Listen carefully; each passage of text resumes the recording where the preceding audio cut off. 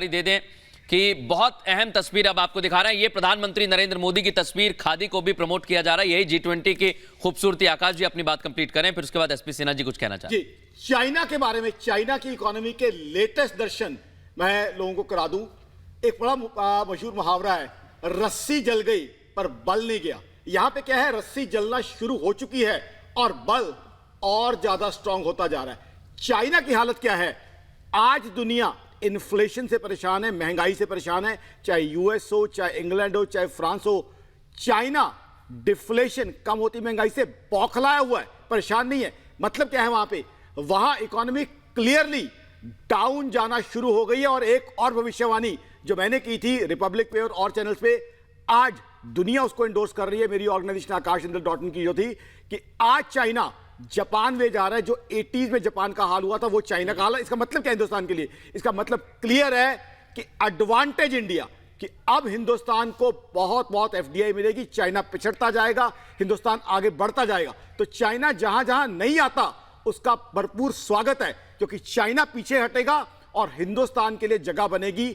China में अब FDI बहुत कम जाएगी, दुनिया हिंदुस्तान में इंटरेस्ट लेगी। और 1980 से लेके 2015 तक चाइना अगर बढ़ा है तो उसमें 60% रीजन रहा है फॉरेन डायरेक्ट इन्वेस्टमेंट का। तो अब हिंदुस्तान का युग है, हिंदुस्तान की इकोनॉमी का युग है। और चाइना खुद हमारे लिए रास्ते से हटता जा रहा है। तो वो नहीं आए तो बहुत अच्छी बात है, उनके ना आने पे उनका हाथ जोड़ के पूरी तरीके से स्वागत है। बिल्कुल ना बताइए भाई साहब, हमें एफडीआई आने दीजिए, आप वहां बैठ के जो है चौड़े होते रहिए, कोई दिक्कत नहीं है। पूरी एक लॉबी भी है, क्योंकि जब अभी एक मैप चाइना ने जारी किया उसके बाद 9 देश खड़े हो गए हैं। सिर्फ हिंदुस्तान नहीं, 9 देश हैं मेजर जनरल सिन्हा जो कि खड़े हो गए हैं, जिन्होंने कहा कि this is a wrong map. अब सीधी बात यह है कि एक पूरी लॉबी, मैं ये नहीं कह रही हूं कि चीन के खिलाफ एक लॉबी का नेतृत्व हिंदुस्तान करे, लेकिन वो लॉबी अपने आप चीन ने खुद बना दी।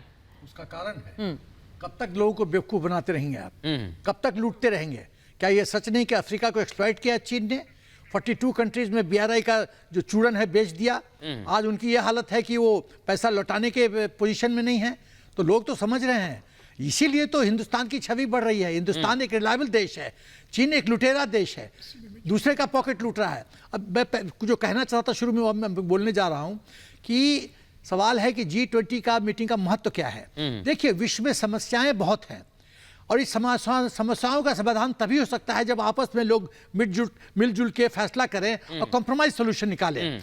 तो विरोधाभास को तोड़ने के लिए, खत्म करने के लिए मैं आपको सर माफी के साथ रोक रहा हूं, आपको कंटिन्यू करने दूंगा। भारत मंडपम जहां पर राष्ट्राध्यक्ष पहुंचेंगे वो बहुत ही खूबसूरत है और देश का सबसे बड़ा कन्वेंशन सेंटर है, लेकिन उसे कैसे सजाया गया है, संवारा गया है, भारतीय संस्कृति की झलक कैसी है, हमारी सहयोगी गायत्री वहां पर पहुंची है, दिखाते हैं आपको।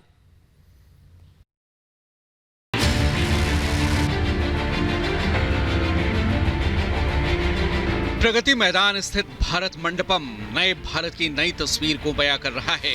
ITPO कॉम्प्लेक्स में बना भारत मंडपम दुनिया के टॉप 10 कॉन्फ्रेंस हॉल में अब शामिल हो चुका है। 4000 स्क्वायर मीटर में है, ठीक है। और इसमें आप अपने ढंग से लगा सकते हैं, कुर्सियां राउंड टेबल लगा सकते हैं, ऑडिटोरियम स्टाइल में लगा सकते हैं, आप जैसा चाहेंगे वैसा लगा सकते हैं। और उस साइड हमारा प्लेनरी हॉल है जहां पे 3000 कैपेसिटी की सीटिंग अरेंजमेंट है। अगर आप इस स्टेज ऊपर उठ जाता है तो हाई ऊपर उठ जाता है, फिर जरूरत पड़ने पर नीचे आ जाता है। बीच का जो डिवीजन है ये हट भी जाता है और आप रख भी सकते हैं। यहाँ दीवारों पर पारंपरिक कला के रंग देखने को मिलते हैं। दर्शाए गए विश्व में सूर्य शक्ति शामिल हैं, जो सौर ऊर्जा की दिशा में भारत के प्रयासों पर प्रकाश डालता है। पंच महाभूत पंच तत्वों आकाश, वायु, अग्नि, जल और पृथ्वी को दर्शाते हैं। आप ये देख सकते हैं वॉल पर अलग अलग तरीके के आसन दिखाए गए हैं। अब इसके बारे में, इसकी खासियत के बारे में आइए जानते हैं। जी बताइए सर। ये वॉल जो डिपिक्ट करता है ये होलिस्टिक वेलनेस को डिपिक्ट करता है।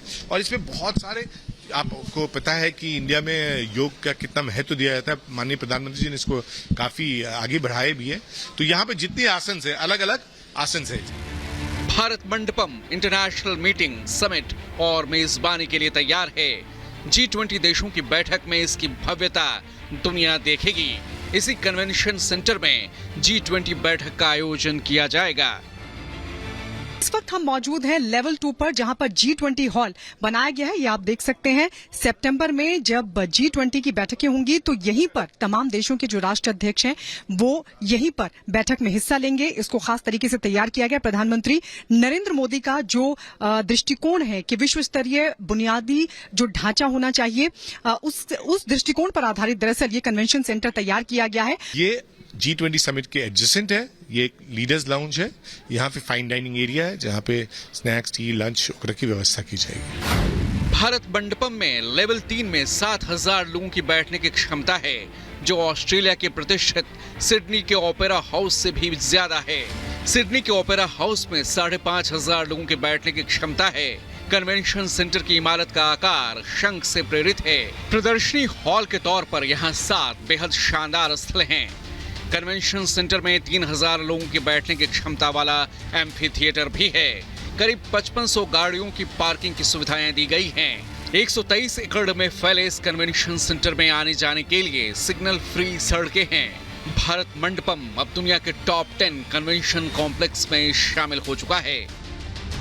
123 एकड़ में फैले और 2700 करोड़ की लागत से तैयार ये कन्वेंशन सेंटर दुनिया के कन्वेंशन सेंटर्स को टक्कर दे रहा है। विकसित होने के लिए देश को बड़ा सोचना ही होगा, ये प्रधानमंत्री मोदी ने भारत मंडपम के उद्घाटन के मौके पर कहा था। और प्रधानमंत्री नरेंद्र मोदी की इसी सोच, इसी दृष्टिकोण पर आधारित है ये कन्वेंशन सेंटर, जो कि अब इंटरनेशनल मीटिंग्स और समिट के लिए तैयार है।